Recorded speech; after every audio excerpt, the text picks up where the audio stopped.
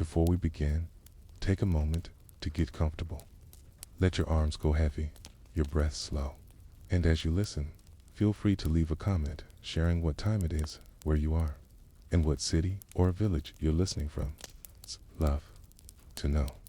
And if you'd like more quiet stories like this one, don't forget to subscribe so they gently appear when you need them most. Now, let's begin. The first light of dawn slid across the baked earth of southern Mesopotamia. In the 3rd millennium before the Common Era, the city of Ur rose from the flat plains like a monument of brick and dust. Height Igorot towered over streets of mud brick. Houses, canals shimmered faintly in the morning haze. And somewhere in the heart of the city, scribes already sat with damp clay tablets balanced on their knees.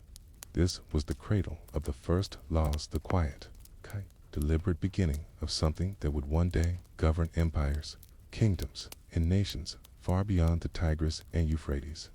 Ur was not the first city, nor the first to wrestle with the problems of governing people, but under the reign of Urnamo, a king of the 3rd dynasty of Ur around 2100 BCE. The city became the birthplace of the world's oldest surviving written code of law. These laws were carved not into marble monuments or engraved onto bronze, but into clay, fragile, breakable, and vulnerable to the erosion of time.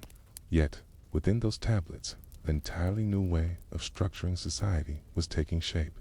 Before Urnamo, order had been enforced by custom, by the pronouncements of rulers, and by the arbitrary will of priests or tribal leaders. But customs shift, and priests argue, and rulers die. What Urnamo scribes did was different. They inscribed justice into clay, attempting to make it durable, permanent, and above all, predictable. It is striking to consider. The first known attempt to codify human behavior arose not in silence, but in the bustle of a trading city. Ur was alive with merchants moving goods along canals, laborers hauling clay bricks for construction, women selling bread and beer at the corners of markets, and shepherds leading flocks toward the fields. Each interaction, from the weighing of barley to the digging of irrigation channels, had the potential for dispute. What happens if a man steals a measure of grain? If a builder's faulty wall collapses? If a worker is injured digging a canal? Disputes, multiplied thousands of times, could break a city apart. The survival of Ur depended on something more lasting than custom or charisma. Thus, Urnamu's code was born. The laws, as reconstructed from the surviving tablets, begin with a prologue. Urnamo himself is said to have established equity in the land, banishing violence, ensuring the widow and orphan their rights. The prologue is not just ceremonial. It places the king as guarantor of divine justice, but also acknowledges that justice must be written in terms everyone can know. What followed was revolutionary in its simplicity. The laws of Urnamo were not arbitrary decrees, but case laws, each beginning with if, and followed by then, consequences. If a man commits murder, he must pay compensation. If he steals, he must return the goods and pay a fine. If he injures another, restitution must be made, unlike later codes, which often demanded physical retribution, an eye for an eye. A tooth for a tooth. Urnamu's system leaned heavily on monetary fines and compensation. It was less about punishment, more about balancing harm, restoring order, and ensuring continuity of life in the city. The code also reveals something quietly radical. It applied not only to elites, but to common people. In a society stratified by class, with nobles, commoners, and slaves, Urnamo's laws acknowledge each tier, but they acknowledge them all. A slave was not invisible before the law. Harm done to them demanded reckoning, even if lesser in measure than harm done to a noble. The very act of writing such distinctions was itself a recognition that society required rules, applying across its breadth. To the modern eye, these laws may seem primitive, but in their time they represented an astonishing leap forward.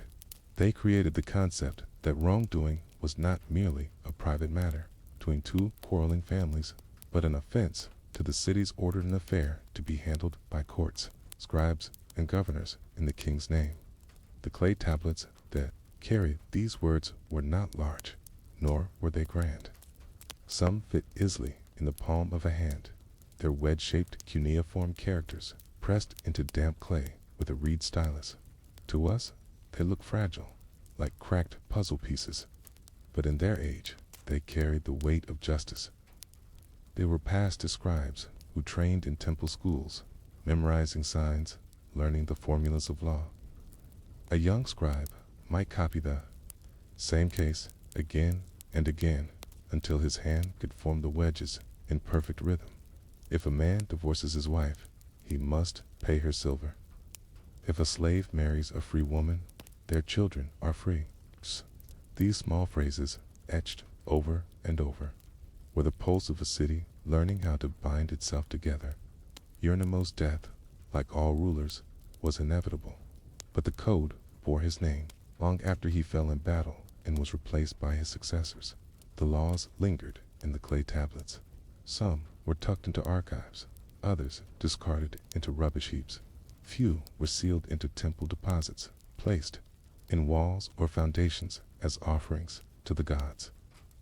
For the priests, the code was not just human law, but divine mandate, something that protected the city as long as it was remembered. And yet, as centuries passed, memories faded.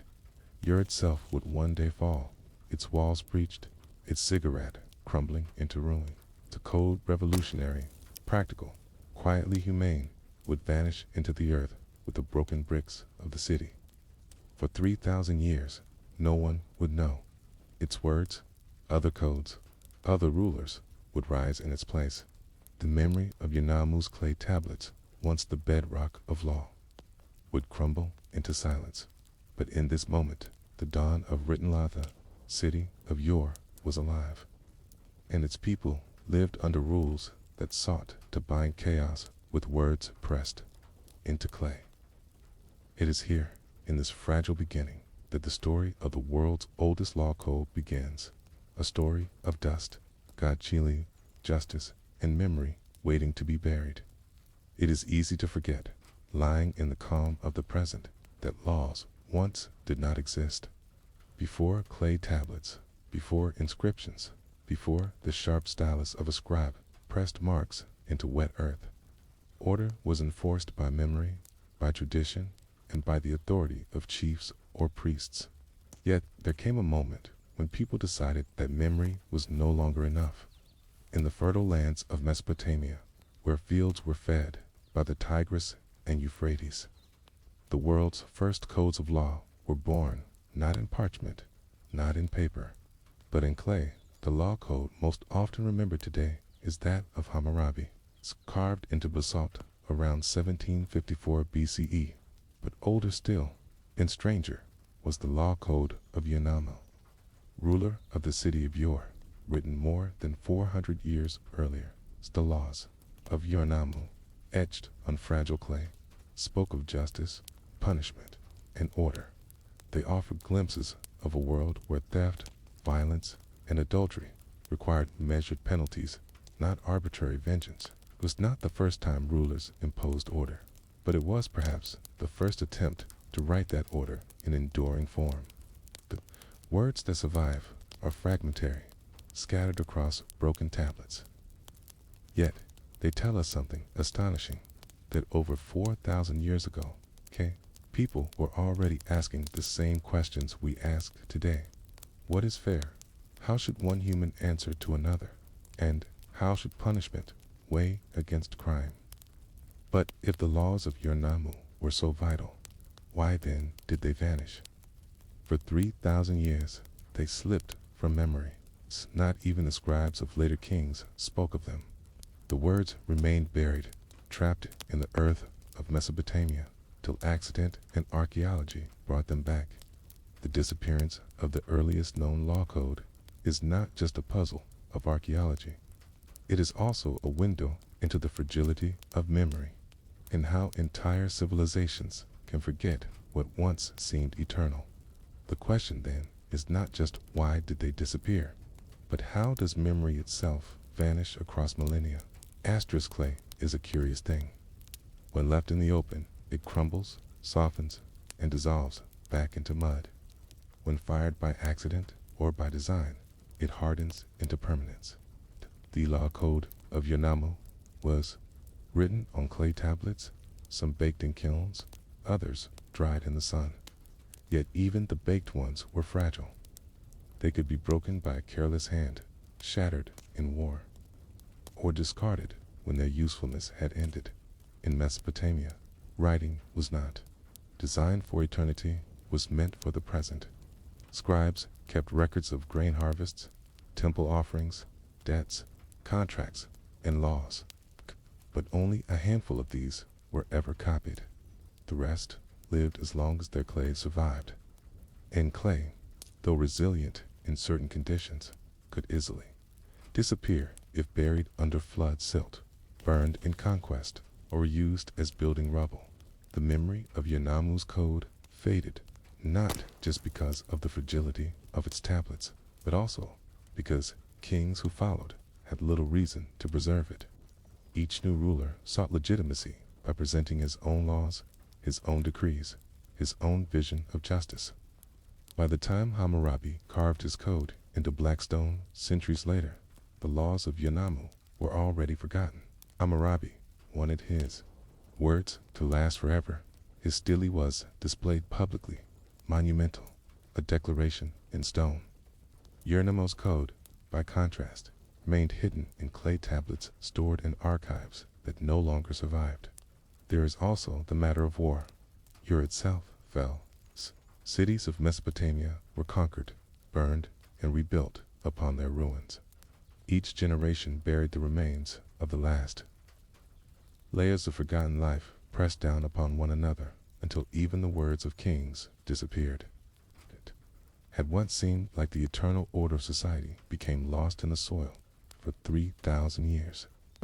No one knew Yanamu's laws had ever existed. Scribes in later empires wrote of Hammurabi and his justice. Scholars in Greece, Rome, and beyond spoke of laws in their own worlds. But the first code, the oldest attempt to balance crime and punishment, was gone. Its clay hidden beneath centuries of dust and silence. It was not until the modern age, when archaeology began to peel back the layers of earth, that Yanamu's laws were recovered. Shards of clay emerged, their cuneiform signs faint but still legible. Piece by piece, scholars began to reconstruct what had been thought forever lost. And yet, the disappearance itself remains as fascinating as the recovery. Why do some words endure while others vanish? Why does one king succeed in being remembered while another fades into obscurity? In the silence of yours buried past, we began to glimpse the fragility of human memory. Asterisk, the silence broke in the late 19th and early 20th centuries, when the ruins of ancient Mesopotamia began to yield their secrets. Archaeologists digging through the dusty mounds of Ur in neighboring cities found fragments of clay tablets covered in wedge-shaped marks. Most were everyday records lists of grain, contracts, temple inventories. But scattered among them were pieces of something greater. At first, no one understood the significance. A broken shard here, another there. Each bore traces of law, references to theft, to violence, to compensation. But the fragments were incomplete, scattered across different collections and museums, from Istanbul to Philadelphia. Scholars puzzled over them, uncertain whether they were part of Hammurabi's laws or some unknown system. It wasn't until the mid-20th century that the pieces were gathered and compared. Slowly, through careful reading, a pattern emerged. The laws were older than Hammurabi's. The language, the phrasing, the references to Ur and its rulers, they belonged to a forgotten age, a time when Yanamu had ruled the third dynasty of Ur centuries before Babylon rose. Scholars pieced together a text that had been buried for 3,000 years. What they found was astonishing. The oldest surviving law code in human history. It spoke of fines instead of mutilation, of compensation instead of vengeance. It revealed a society deeply concerned with stability, fairness, and the restoration of order. The rediscovery changed how we think about justice. For centuries, Hammurabi's code had been hailed as the first great attempt to bind society through law. But now, it was clear that Hammurabi had followed in a tradition already ancient. By his time, Yonamo had paved the way, sketching in clay the earliest outlines of what we now call legal systems.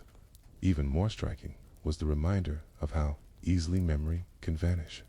For millennia, no one spoke the name of Yonamu's laws.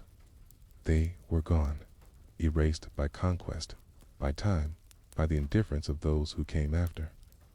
Only by chance, by the survival of clay fragments in ruins left untouched, did they return to us today. When we look at those reconstructed lines, we are peering across 30 centuries of silence.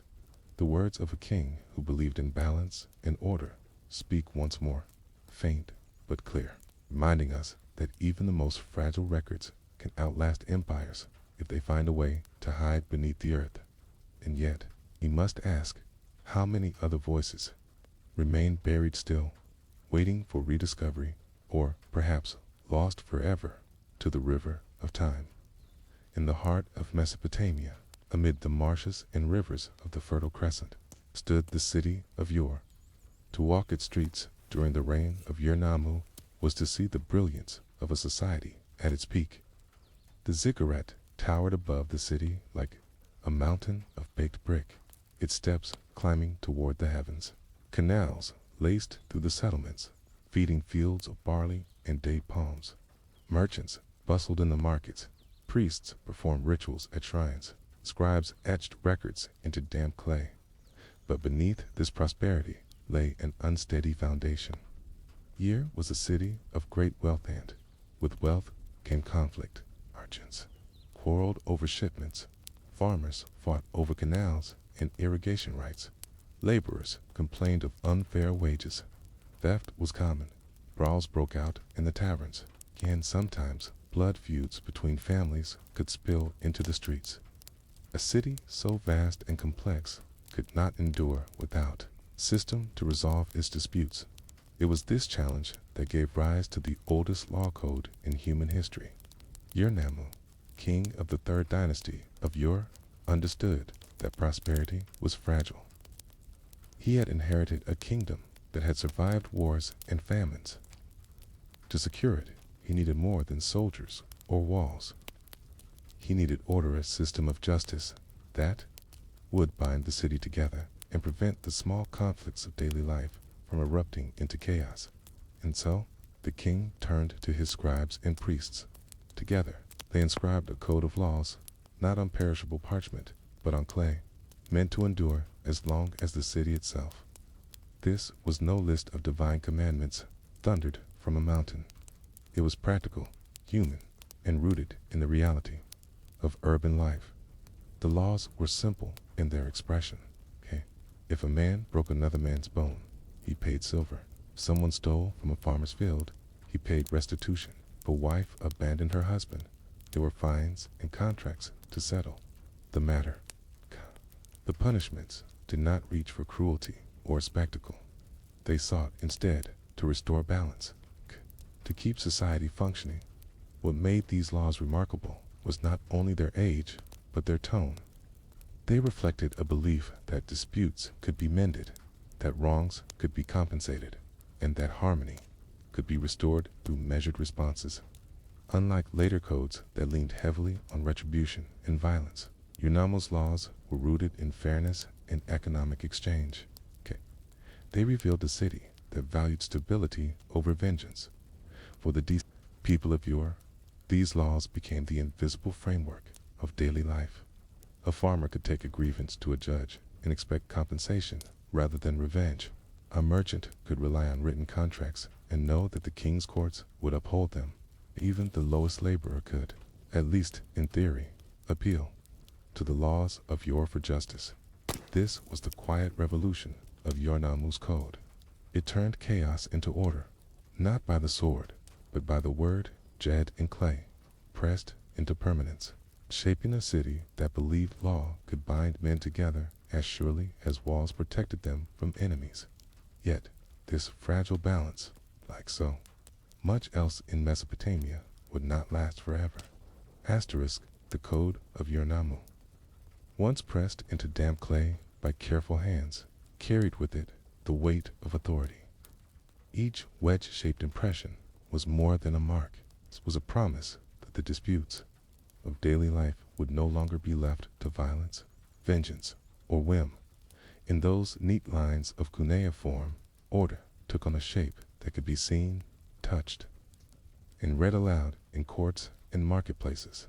Unlike later codes that would lean heavily on fear and punishment, Yornamu's vision was striking in its restraint. The law spoke not in the language of blood, but of compensation. When harm was done, the response was not a severed limb or a hanging, but silver. If a man knocked out the eye of another man, the tablet explained, he shall weigh out half a mina of silver. If a man broke another man's bone, he shall weigh out 10 shekels of silver. If a man cut off another man's foot, he shall weigh out 10 shekels of silver. These phrases, written more than 4,000 years ago, reveal something profound, a society moving toward the idea that balance could be restored through measured reparation. Life was messy, full of disputes and accidents, with the laws of Yornamu. There was a belief that no single wrong should spiral beyond repair. The use of silver as the universal solution was no accident. Silver was the lifeblood of Mesopotamian commerce. It flowed through markets, paid soldiers, and funded temples. By tying justice to silver, Yornamu ensured that wrongdoing was not just punished, but reintegrated into the economic system.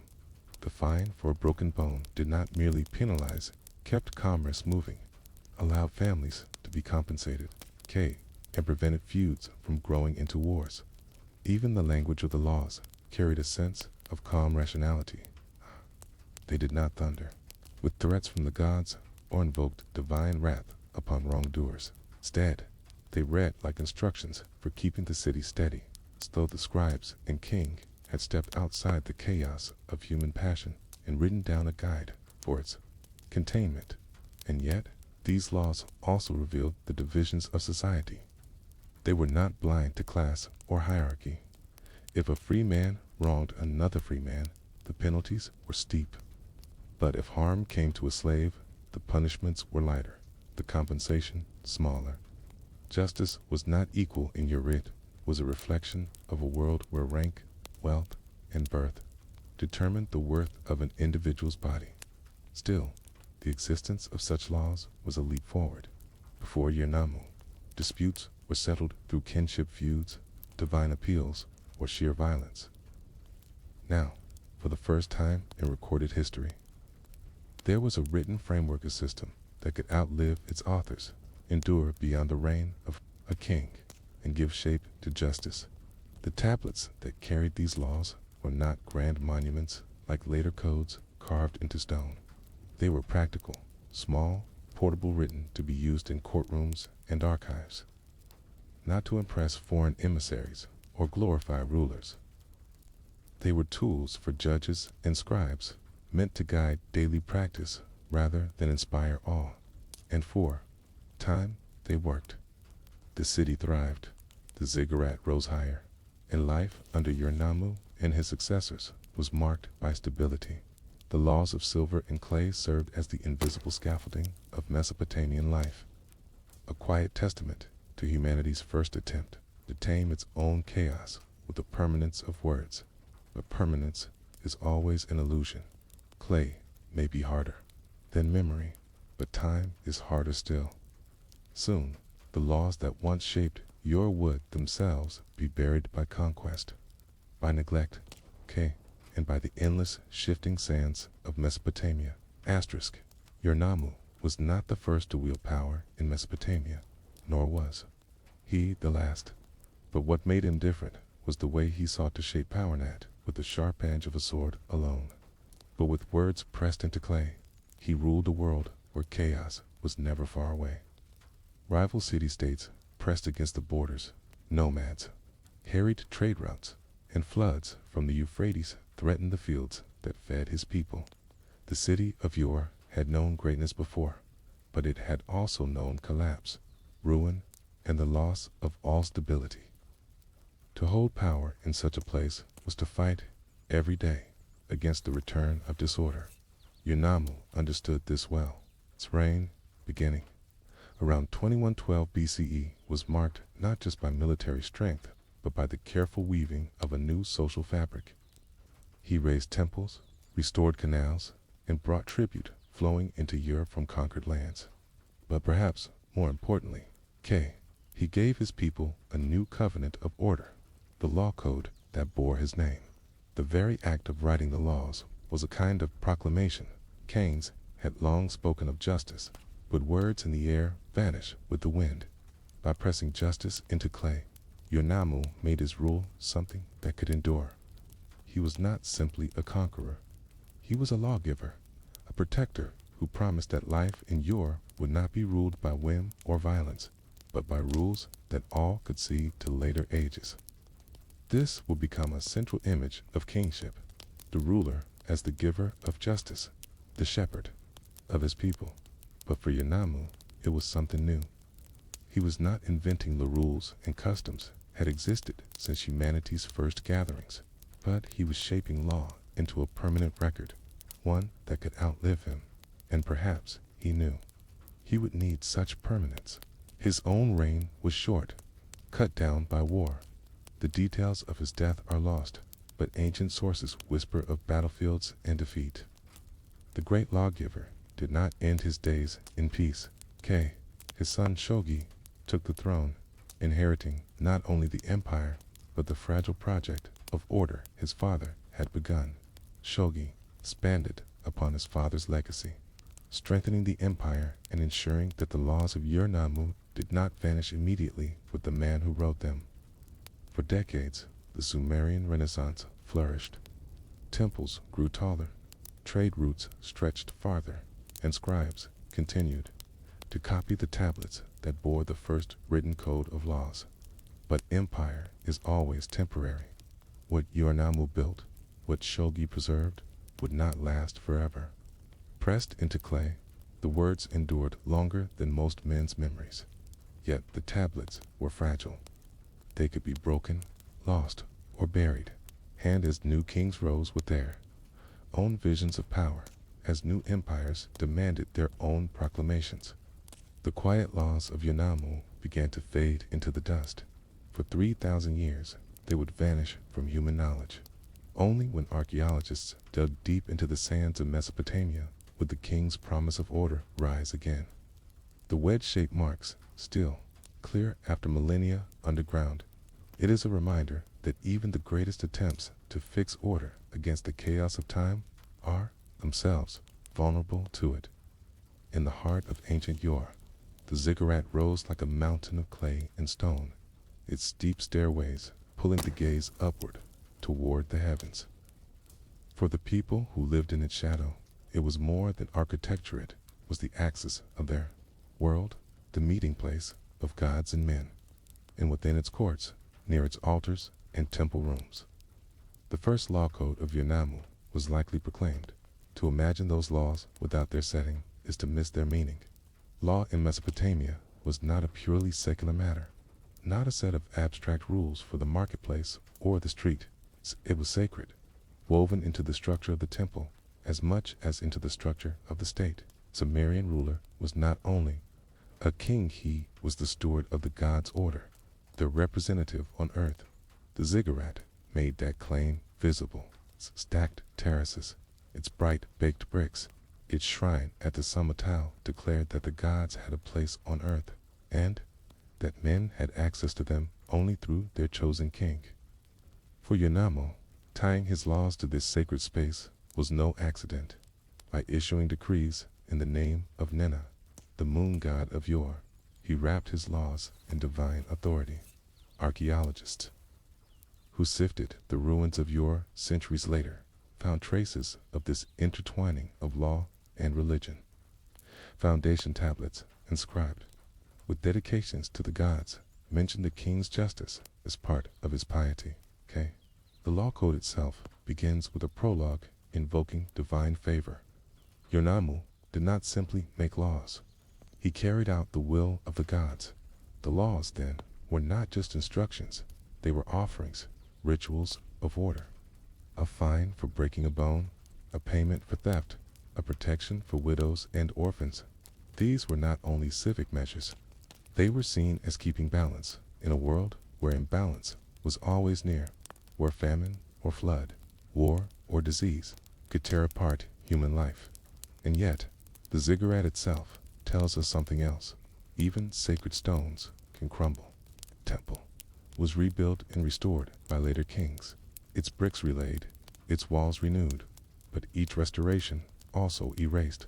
Layers of history vanished as new rulers imposed their vision. The same was true for the laws. Kings who followed Yornamu, like Lipitishtar and Hammurabi, crafted their own codes, their own proclamations of justice, each claiming divine authority for themselves. The ziggurat survived as a symbol of power, but Yornamu's laws did not enjoy such continuous rebuilding. They were buried, perhaps literally, in temple foundations, perhaps metaphorically under the weight of newer, stronger codes. By the time later scribes looked back, the code of Hammurabi had eclipsed them. Still, in the baked clay of Ur, beneath the dust of ages, fragments of Yornamu's words waited. When rediscovered, they revealed not only the birth of written law, but also the inseparable bond between sacred architecture and social order. The ziggurat stood as the backdrop for the law, and in its shadow, the people of your first learned that justice could be written, fixed, and preserved if only for a time.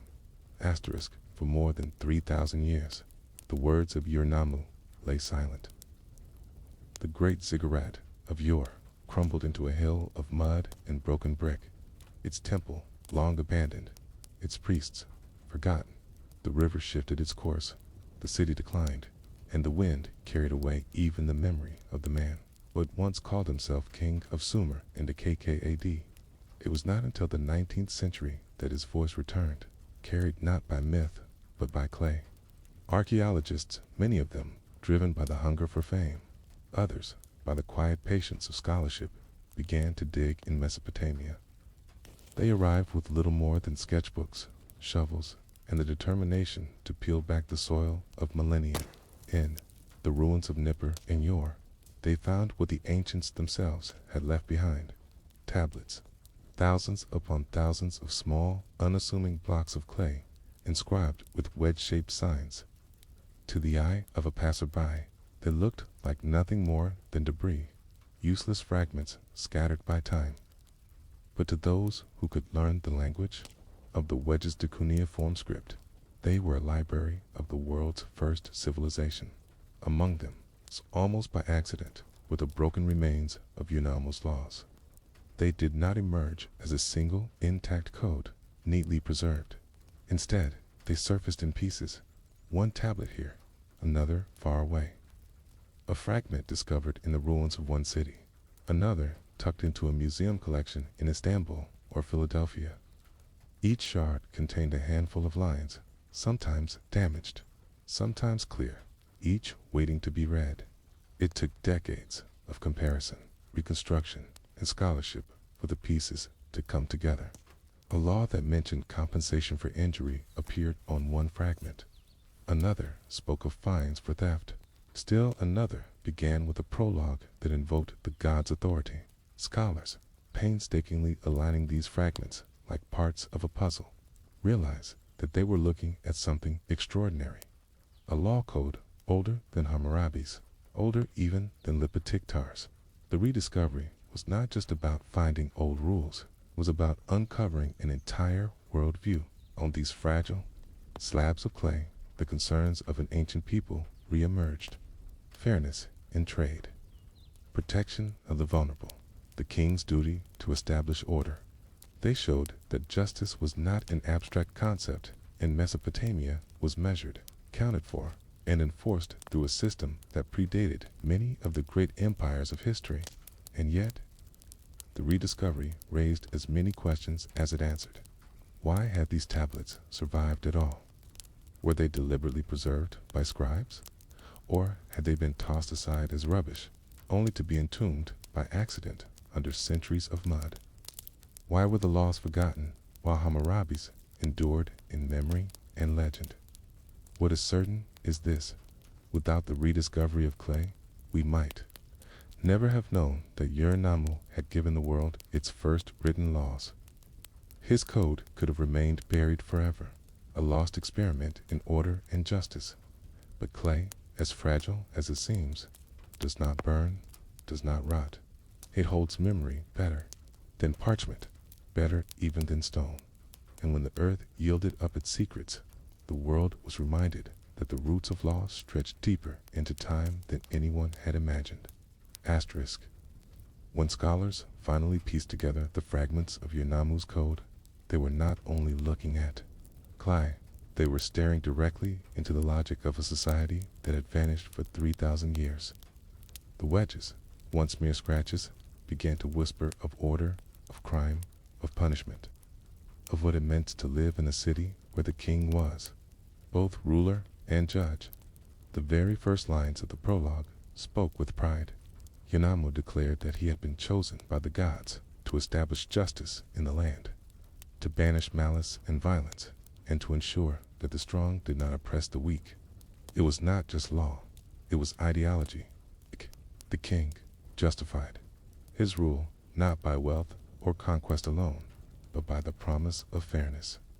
The laws themselves were startling in their simplicity, unlike later codes, which often prescribed death for even small offenses. Ur-Nammu's approach leaned heavily on fines and compensation. If a man caused injury, he paid silver. If he stole property, he reimbursed it, sometimes many times over.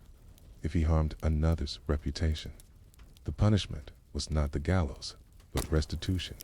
In this, the code revealed a society still close to its communal roots. Death was reserved for only the gravest crimes: murder, certain forms of adultery, and offenses against sacred institutions. For most other disputes, balance was restored through payment, a recognition that community life depended less on executions and more on the ability of neighbors to continue living side by side. The fragments also revealed something: Elsan, early attempt to standardize justice. Before writing, disputes might have been settled by elders, priests, or local custom, varying wildly from one village to another. But Ur-Nammu's code imposed consistency. It was an effort to replace arbitrary judgment with predictable rules, to bind not only subjects but also judges to a higher standard. Perhaps the most remarkable detail was the humanity of some provisions. In one clause, if a man divorced his wife, he was required to pay her a measure of silver. In another, if a slave married a free woman, their children would be considered free. These laws, fragile though they were, hinted at a society wrestling with fairness, not just control. But the code was also a mirror of its time. It assumed hierarchy, placing men above women, masters above slaves, nobles above commoners. Teach showed that law was not always about equality. It was about preserving a system, ensuring stability in a world where drought, famine, and invasion were constant threats. Justice was framed not as universal fairness, but as harmony within the order established by the king and sanctioned by the gods. For the first time in human history, law was no longer fluid tradition. It was fixed in clay, unchanging, unarguable, a voice from the palace that could outlast its speaker. And though the tablets broke, though the words disappeared into the earth, the rediscovery revealed the truth. Our earliest ancestors believed that justice had to be written, preserved, and remembered even if the memory was buried for 3,000 years. Long after Unamu had died and the dust of his court had scattered into the plains of Mesopotamia, his code did not vanish all at once. It's like an ember carried from one fire to another. It flickered in the hands of scribes, the quiet, nameless workers whose reed styluses pressed meaning into clay dot. In the schools of Nippur, Yor, and Eridu, young apprentices practiced not only hymns to the gods, but also the formulas of law.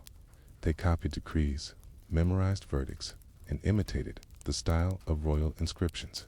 A king's law was not merely a rule. It was a performance of authority, written for eternity. Yernamu's words, therefore, were repeated, recopied, and circulated in temples and archives. Each new king glancing at the old tablets to model his own decrees. Shogi, Yernamu's son, continued his father's traditions. Scribes, too, carved laws, hymns, and building dedications into clay. Kingdom grew vast, its temples wealthy, its cities brimming with merchants and farmers. The laws of Yernamu still echoed in this system, though sometimes changed, sometimes reshaped to meet new realities. But copying was fragile work. A tablet might be dropped and shatter. A fire might sweep through a library. A conqueror might torch a temple, scattering the clay into rubble.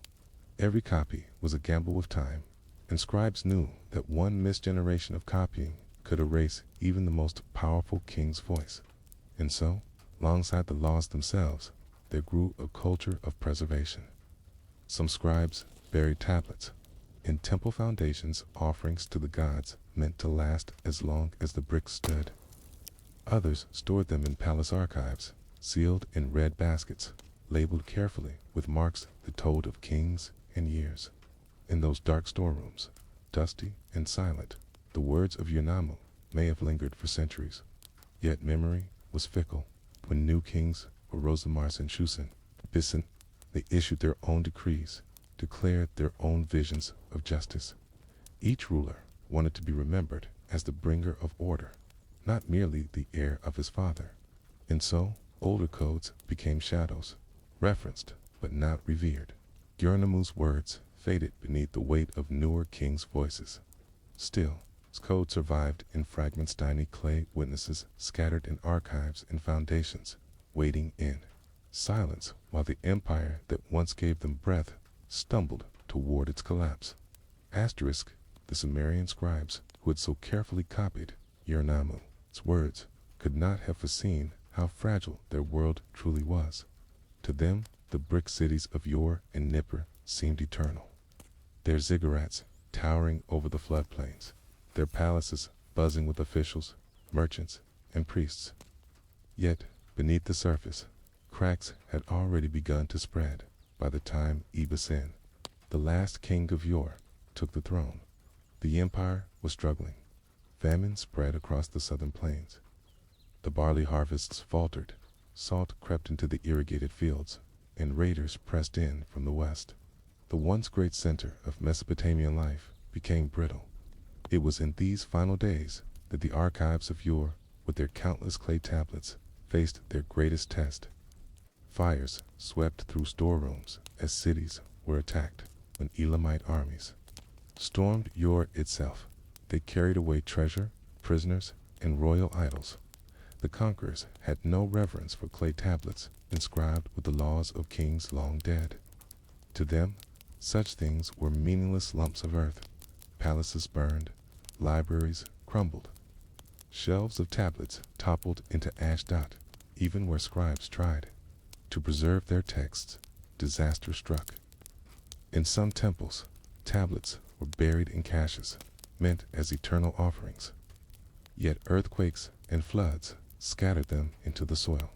In other places, baskets of clay tablets were left behind in the chaos of evacuation, forgotten in ruined cities, swallowed by sand and silt. And so, the words of Yernamuans recited in courts, once referenced by judges, once copied by diligent apprentices, vanished into the silence of destruction. Its code was not deliberately erased, like the name of a disgraced ruler. It was simply buried by circumstance, crushed beneath centuries of collapse. But in Mesopotamia, memory had its own rhythm. Later kings, such as Hammurabi, would rise and create their own monumental codes, grand inscriptions on tall basalt stele. His laws would be remembered because they stood exposed in public, carved in stone instead of pressed into fragile clay. By contrast, Ur-Nammu's Cadolder, subtler, less monumental, slipped into obscurity. For nearly 3,000 years, no one knew it had ever existed. Scholars in later ages spoke of Hammurabi as if he were the first lawgiver, the father of Mesopotamian justice. Ur-Nammu's name, once heavy with authority, was reduced to a faint echo in scattered king lists. His laws lay silent, buried in ruins that no farmer or priest thought worth uncovering. It was not malice that erased him, it was neglect, fire, conquest, and the simple weight of time. Asterisk, for centuries, the alluvial plains of Mesopotamia seemed to bury their own history. Cities that once bustled with scribes and merchants sank into dust, swallowed by the slow drifting of desert sands. Canals that had carried the lifeblood of irrigation filled with silt and vanished, leaving nothing but barren earth where barley once grew. In the Code of Ur-Nammu, the first attempt to fix justice in writing lay hidden in this silence. Generations passed with no memory of its existence. Babylonian priests remembered Hammurabi and copied his stele. Syrian kings carved their conquests into stone. Persian emperors inscribed their proclamations high on mountain faces. Ur-Nammu's humble clay tablets had no such guardians. They remained buried under collapsed walls, tucked into sealed chambers, or shattered in heaps of rubble. For scholars of later antiquity, the idea of written law was associated with other figures: Solon in Greece, Moses in Israel, Hammurabi in Mesopotamia. They could not know that centuries earlier, in the reign of a Sumerian king, scribes had already set down rules about theft, marriage, divorce, and bodily injury. The Code of Ur-Nammu was lost not only in practice, but in thought. The silence stretched so long that it became almost permanent. By the time Alexander marched through Babylon, the Sumerian language was already a dead tongue, remembered only by priests. By the Roman era, even Akkadian, once the lingua franca of the Near East, had fallen silent. The clay tablets of Ur were unreadable to every living person, and so 3,000 years passed. Farmers plowed fields above buried ziggurats. Shepherds guided their flocks across crumbling ruins. Travelers camped in the shadow of ancient mounds without knowing that beneath their tents lay the words of the world's first code of law. It was as if history had deliberately concealed the beginning of its own memory. The law code was not gone, it was waiting, patient, buried in the soil, hidden in broken shards of clay that no one yet knew how to read. The question remained: who would be the first to uncover the silence? And how could anyone possibly read the forgotten script of the Sumerians after 3 millennia of darkness? The silence broke, not with a grand discovery, but with the sound of shovels striking hardened earth. It was the early 20th century, and teams of archaeologists, driven by the dream of uncovering the world's earliest civilizations, made their way across Mesopotamia. Mounds called tells rose like forgotten tombs above the flat plains, each one the remains of a buried city. One such site was the ancient city of Nippur, once a sacred center for the Sumerians. Workers digging through layers of rubble unearthed clay fragments, shards of tablets inscribed with tiny wedge-shaped marks. At first, they seemed ordinary. Countless tablets had been found in Mesopotamia before, most of them containing receipts, temple accounts, or routine contracts. But the fragments from Nippur were different. As scholars pieced them together, faint patterns began to emerge. These were not simple accounts or trade lists. They carried a structured rhythm, a repeated phrasing that suggested a legal formula. Lines began with phrases like, "If a man commits such and such, then he shall." A clear sign that these were rules, not records. At the same time, excavations in the city of Yanamu himself, Keith, brought to light further pieces of the puzzle. Among the ruins of ancient palaces and temples, colleges found tablets that echoed the same structure, clauses of law, written in the Sumerian tongue. Slowly, as fragments were copied, translated, and compared, scholars realized what they had in their hands. These were not the laws of Hammurabi. Its famous black basalt stele had already been uncovered in 1901. They were older, simpler, written in Sumerian, Akkadian. They belonged to a world centuries before Hammurabi, a world that had been thought lost to time. The code of Yanamu had emerged from its 3,000-year silence, not whole, not pristine, but in broken shards of clay that carried the weight of forgotten centuries. And yet, there was a deeper challenge. Finding the code was only the beginning. To truly understand it, scholars would need to unlock the lost language of the Sumerians, a tongue that had not been spoken aloud since before the pyramids of Giza were built. The rediscovery of the world's oldest law code was like finding a key without knowing which lock it belonged to. The tablets were covered in dense, wedge-shaped impressions, cuneiform signs pressed into damp clay with a reed stylus. But the language was Sumerian, a tongue long dead, with no known relatives and no living descendants. At first, the tablets sat in silence, their meanings locked away. But by the late 19th and early 20th centuries, scholars had begun to make progress. They compared Sumerian signs with Akkadian, the Semitic language that had once borrowed and adapted Sumerian script. Akkadian had been deciphered earlier, thanks to the trilingual inscriptions of Darius at Behistun. With Akkadian as a stepping stone, scholars began to make sense of Sumerian. Still, progress was slow. Each fragment of the Uranam code contained only a few lines, and without a complete tablet, context was often missing. But gradually, through patience and comparison, the broken clauses began to take shape. They revealed something unexpected.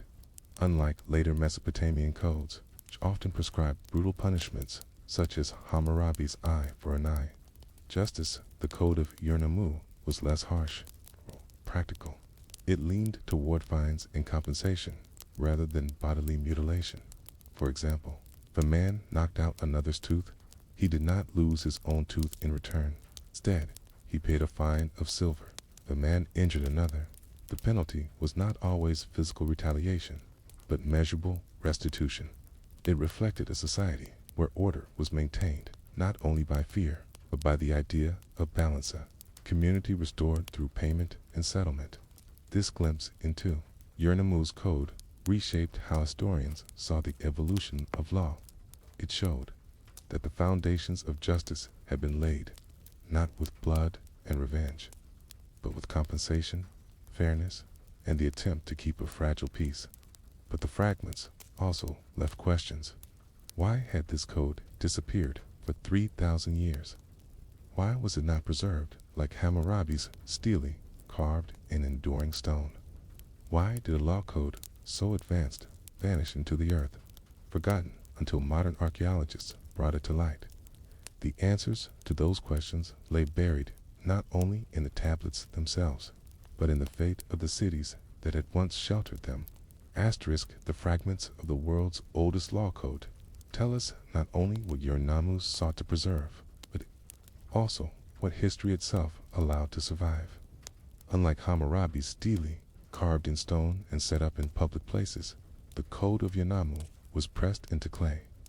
Clay could endure if buried and protected, but it could also crumble, break, or be reused. In an age when tablets were often recycled, baked into bricks, or lost in collapsed buildings, even the most important laws were vulnerable to time. The disappearance of the code was not only about fragile material, it was about fragile empires. The the city that gave the world this code was not eternal. By the end of Yarnama's dynasty, the city was under siege. Famine, invasions, and shifting powers swept across Mesopotamia. Temples were looted, archives burned, tablets scattered. In that chaos, the code of Yarnamu slipped quietly out of memory. The people who lived after him did not cite it.